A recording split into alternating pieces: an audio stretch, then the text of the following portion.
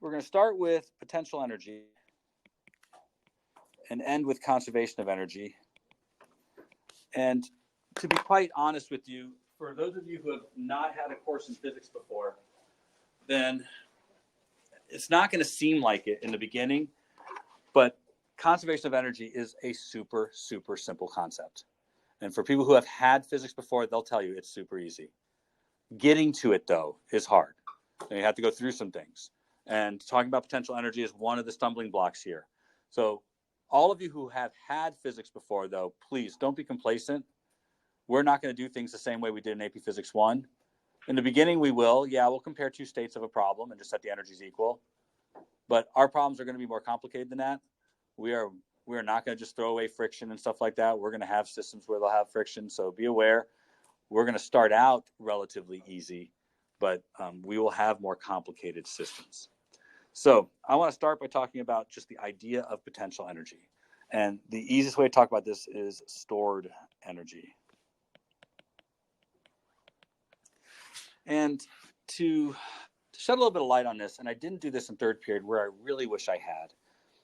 Energy, as we said it from the very beginning, is your ability to do something, ability to do work. That's what energy is. In physics, it's the ability to do physical work. And for us, physical work is a change in kinetic energy. So when we talk about potential energy or the reasons we would store energy, it's so that we could give something kinetic energy eventually. I want you to understand that from the beginning. And I didn't say that from the beginning. We don't do just anything with this energy. It's not like this energy is going to somehow power your car. It's not like that. This is physical forms of energy. And because it's physical forms, it manifests itself as motion eventually. So our goals for all these things is going to be to figure out how to store energy for later use. And that energy storage will be to make something go fast. That's what it's going to be about. So no matter what, in the case of our versions of potential energy, it still comes down to physical forms of energy, motion. That's what physics has been about. So I want to define potential energy because you need to have the definitions as they're going to appear in the multiple choice questions. That's what I really want to impart to you. You guys get the multiple choice questions wrong because you can figure out what potential energy is, but you can be tricked easily when it comes to the way it's going to be asked on the exam. So let's start by understanding that potential energy is work done against a conservative force.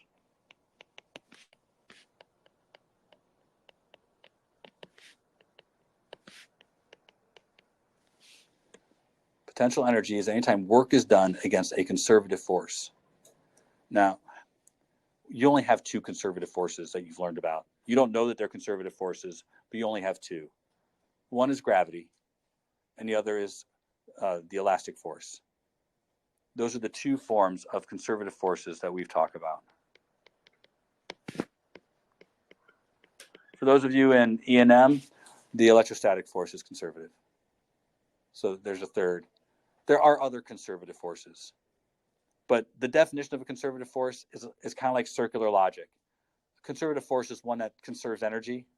So that really doesn't narrow it down very much. Friction, though, is not a conservative force. Generally, normal and tension aren't conservative forces either. I say generally, the only time they are is when they're being created by gravity or created by the elastic force. But generally, gravity, the elastic force are the ones we talk about when it comes to conservative forces. Now, work done against a conservative force is what we define potential energy as. So actually what I'm supposed to do is I'm supposed to write this formula out and tell you that this formula states the same thing as what was just stated before, that you can change something's potential energy when you do work against a conservative force. That's what each of those things means. Delta U is the change in potential energy. Work is just doing physical work. And a negative sign indicates you're doing that work against a conservative force, meaning in the opposite direction of the conservative force. I explained this different in first period or in third period than I explained it here, because I don't think it went particularly well in third period. That or everybody's just super tired. So let me kind of explain it this way.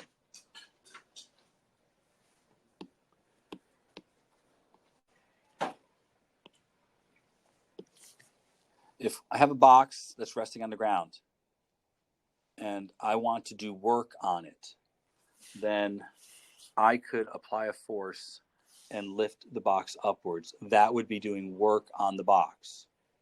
Now, I could also apply a force and move the box sideways. That would also be doing work on the box. Only one of those is doing work against a conservative force. And the one that's doing work against a conservative force is the one in which I lift the box upwards. The conservative force here is gravity. During the time that I'm lifting it, gravity is pulling downwards the whole time with a force equivalent to mg. But during that time, I am moving the box upwards some distance h for the height that I lifted the box. I'm doing work against gravity. How much work am I doing would be equivalent to force dot x, where these are vectors, remember? So the force here is mg. The distance I lift the box is h. And the angle between the force and the displacement is 180 degrees. This would mean the work would be minus mgh. This is the work done lifting the box. And this is the work done by gravity as I lift the box. It's negative. That means, of course, that the change in potential energy of the box will be positive. I did the work against gravity. It gave me a negative value for work. So my change in potential energy is positive.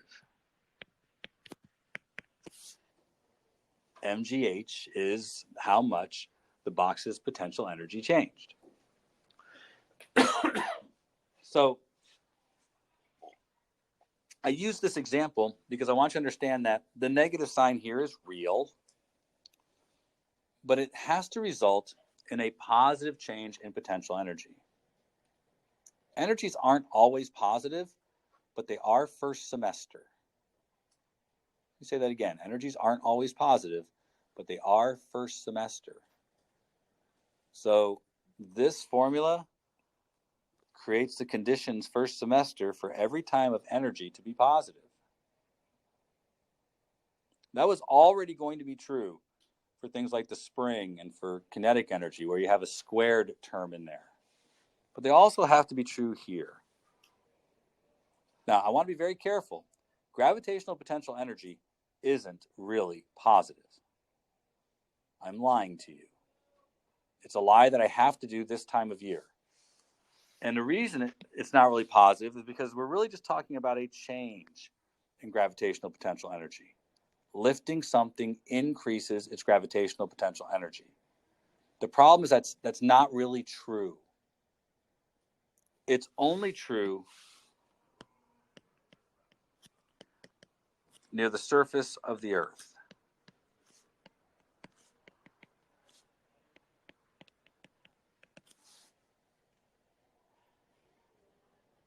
Second semester, we're going to throw this away.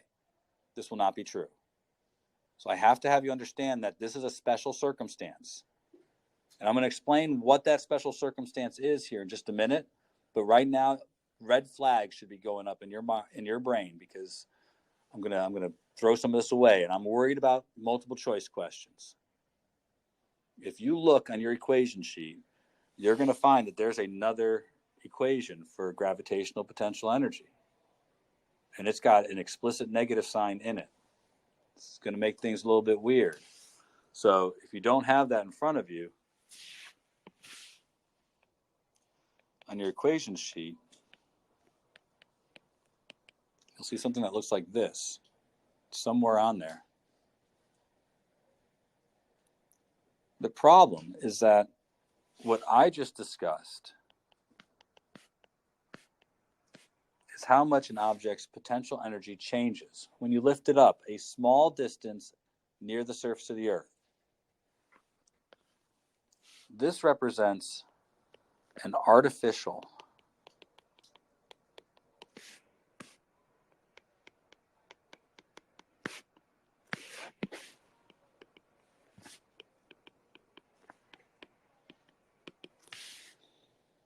you won't understand this the first time you see it, but just understand that this represents an artificial location for zero energy.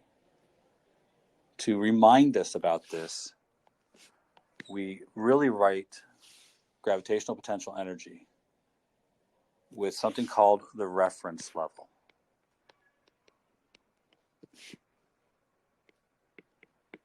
It's a reminder that this is only true in a place where the gravitational field is uniform.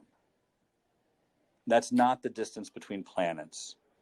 This could not be used to get you to the moon. This could not be used to calculate the amount of fuel necessary to get into orbit. Those kinds of things we could not use this formula for. We would have to use this formula for it. And that'll have to be explained second semester. It's a more complicated discussion.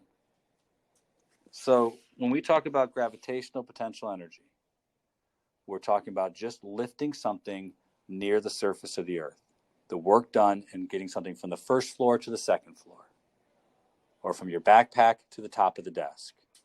Those kinds of changes. We can even go as high as a mountain. That's fine.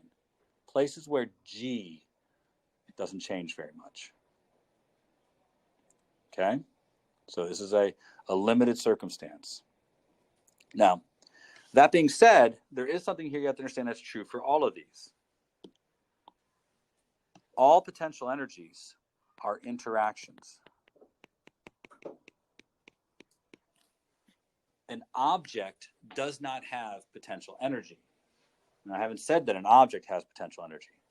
I've just said that you've done work against gravity and you've changed the potential energy. But the only reason why the object has potential energy in the first place is because the Earth was there acting against it. When we talk about potential energy is an interaction. A system stores potential energy.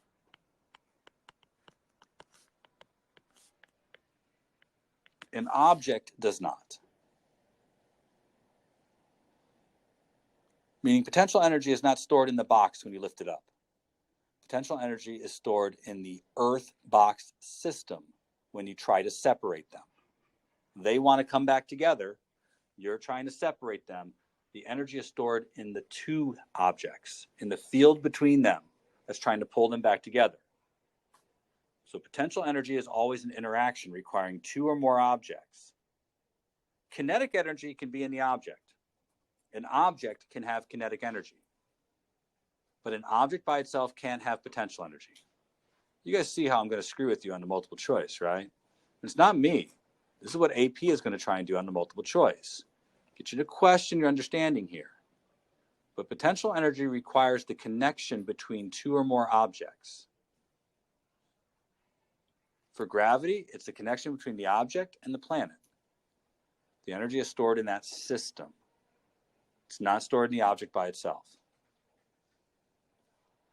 There was a multiple choice question years ago that asked you, all the different types of energies and said which things are interacting for there to be stored energy. You had to pick out the objects and how they interacted. So that's the kind of worry that I have. But kinetic energy doesn't require a system. A single object can have kinetic energy if it's moving. But a single object can't have potential energy. It has to be interacting with something. So to kind of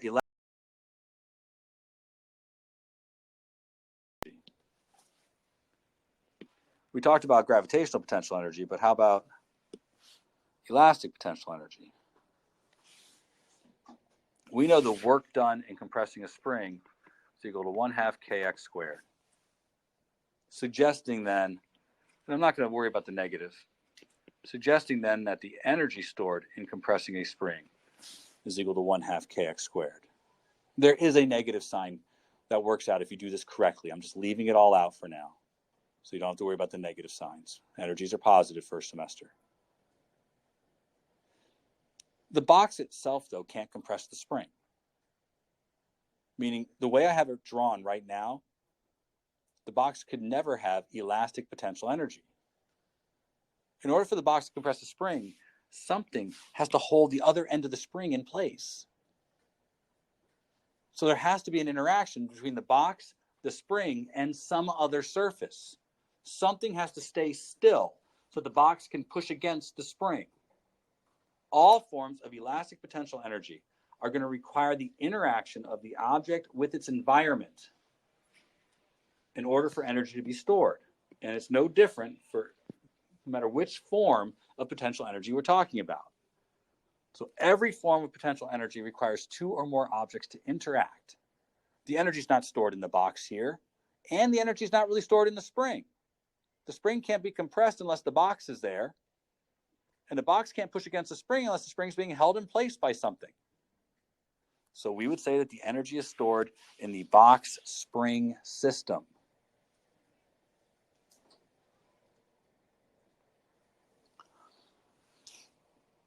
So what this really means for us is that we have three forms of energy.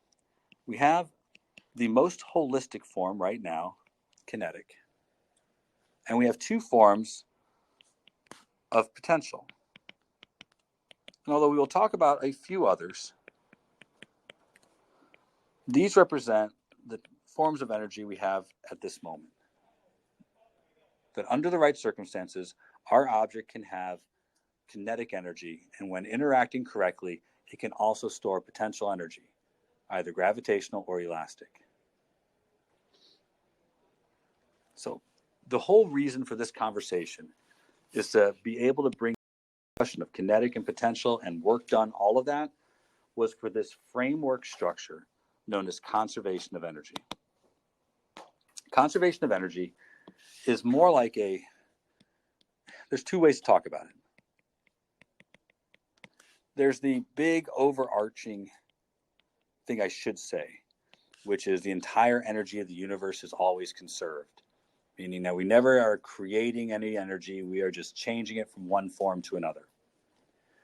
That's true in the grand scheme of things, but when it comes down to physics and solving problems, conservation of energy is very specific. The energy of your system is a constant. That's all you have to understand, is that if you add up all the energy that your system has, and we only have three things we can possibly add together, that has to equal a constant.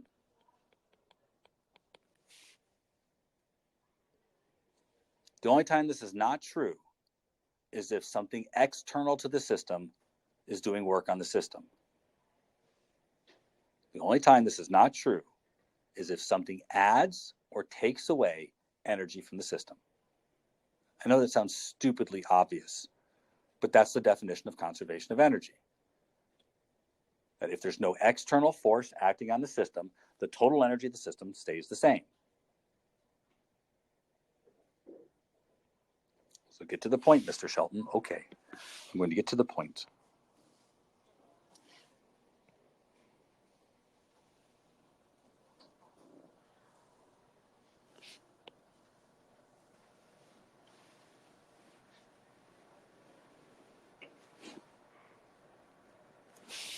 So I've gotten to the point. Imagine the scorpion, but at the end they put a spring. It would be a more fun ride until it wasn't. We don't use springs on rides where humans are going to be riding them. It tends to kill the humans. So you'll never see a spring-launched roller coaster that humans would get to ride. In fact, I wouldn't put your dog on it either. So don't go home and make a spring launcher for your dog in the skateboard. It'll hurt the dog or the cat or the guinea pig or the ferret or the rabbit. Doesn't really matter. Don't do it. Kids think that it'll be fun because their toys can do it. Then they launch their animals and it's no fun. The reason has to do with the way springs deal with force. They give all their force right at the beginning, so it hurts things. We would not like that as humans.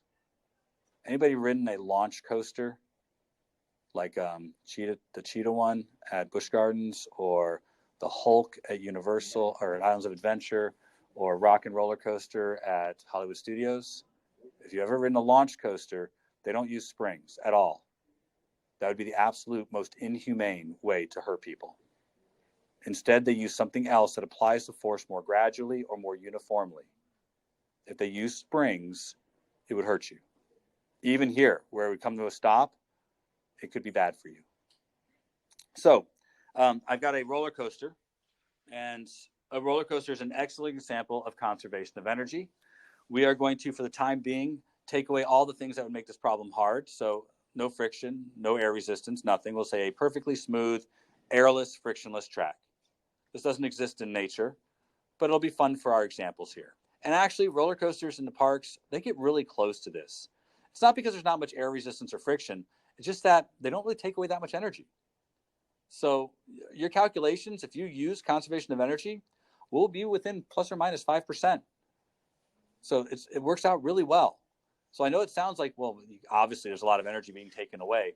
Not so much. Not so much. Let's say that this lift hill is 45 meters. Let's say the radius of the loop is 15 meters. Let's say that this right here is 20 meters. And this is also 20 meters. Oh, they're not about the same. 25 then. Just trying to give some heights here. Now, you guys have been on a roller coaster, I hope. If not, try one. We call the first thing on these, on a traditional coaster, this is the lift hill. This is where energy is added to the system. Generally, in most roller coasters, the cars are stopped at the end so people can get off. Now, on a true roller coaster, once you put the energy in, you could just not stop the cars and they could just keep going in circles over and over and over again. But we stop them so people can get off and new people can get on. So the lift hill has a chain that will drag the roller coaster cars to the top. This is doing work on the system, and it's adding energy to the system. Most roller coasters, if you've ever noticed, once they've made it to the top of the first lift hill, there's nothing else in the ride. There are some rides that do try and add energy later in the system. Cheetah Hunt adds energy later, right? It propels you a second or third time during the course of the ride, which means it's adding energy to the system later in the ride. But most roller coasters do not add energy. In fact, most of them take energy away. They have brakes. So has anybody ridden Montu? They added brakes partway through the ride because it was a little too turbulent for riders and it was hurting people. So they added a set of brakes to slow it down partway through the ride. Those brakes haven't always been there, is my understanding. So it probably was more fun back then, but it might have hurt you. So I guess it's always a trade-off, you know. So now, once you've added energy to the system, the total energy of the system is going to remain unchanged. So if we consider states of the system, I've identified 5 states of the system, 5 places where I believe the roller coaster cars could eventually be. Conservation of energy states that the energy of the system will remain constant, which means the energy at state 1 will have to equal the energy at state 2, which will have to equal the energy at state 3, which will have to equal the energy at state 4, which will also have to equal the energy at state 5.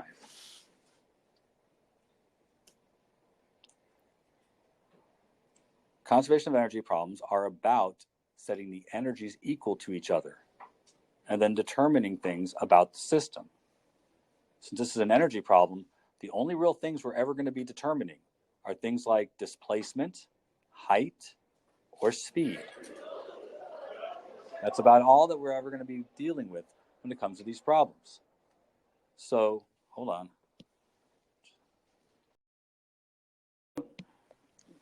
These problems are going to be about figuring out something like how fast is the thing going, or maybe how high up on the ramp it goes. That's what these problems are going to be about. But what's great about them is you'll never have to draw a free body diagram. You'll never have to figure out what the forces are, what the angle of the track is. Notice I'm not giving the angles of the tracks or anything. All I've given is the absolute height of each of the places on the track. And the reason is simple. Let's compare state 1 with state 2.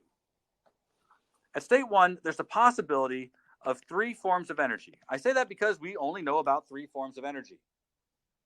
And in state 2, there's the possibility of 3 forms of energy. Why? Because we only know about 3 forms of energy. So you guys have been on a roller coaster. When you get lifted to the top of the first hill, you are barely moving, right? That's the goal. They want you to be almost motionless for a second so you can experience a little bit of fear of heights. That's what they want. They want you to look out there, see the track, see how high you are, see that barely anything is holding you up, and be scared. Hopefully that's successful. That's the goal. But are you moving? No. So you really don't have any kinetic energy at the top of that first hill. And are you pressed up against a big spring anywhere at the top of that first hill? Are the wheels of your car spring loaded in any way? No, very unlikely. So at the top of that first hill, what do we probably got? We probably got gravitational potential energy. That's probably what we got. Now at the bottom, I mean, that's where 2 is, right? The bottom of that first hill. So at the bottom of the hill, are you pressed up against any springs? No, probably not. Are you moving? Yeah, probably. And are you above the reference level? I haven't used the word reference level here, but you'll notice that 0.2 is the lowest the cars can get, right? I'm calling that the reference level. And if you don't understand why, then for just a moment, take a look at all of the things on my desk. How many of the things on, and I'm talking about like right here, my little teaching table. You might think that all of these things have potential energy because they're above the floor. But they don't really. Potential energy, like I said from the beginning, requires reference. Now, anger, he is perched precariously at the edge of my desk. You guys notice that? Anger's this red guy. I put him there so that he would look like he's perched precariously at the edge. Now, my computer, not perched precariously at the edge. Because I want you to have this demonstrative thing. They're both the same height above the floor. Arguably, they're the same height above the ground downstairs. But potential energy is about the potential to do work. Is it likely my computer is going to fall to the floor?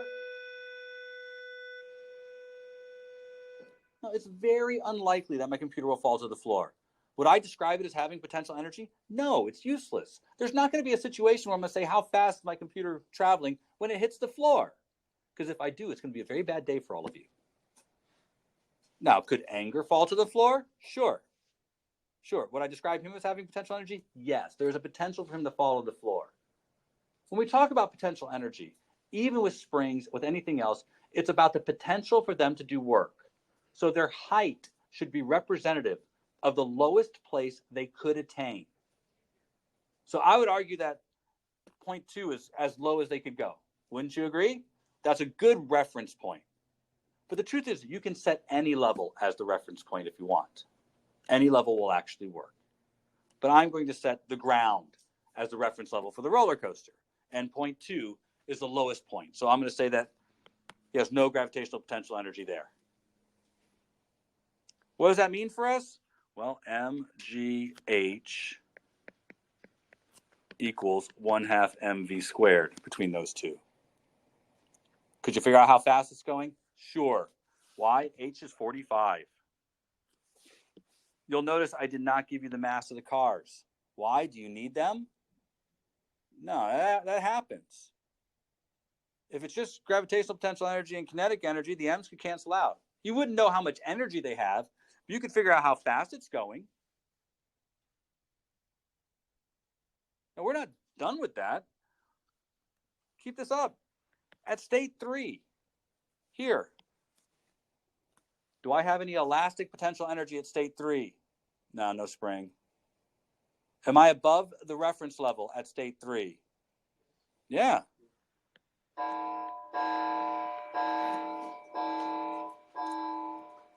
Am I likely moving at state 3? Yeah, I hope so. Do you see what I mean? You should be able to figure out how fast I'm going at 1, 2, 3, and 4. You should. And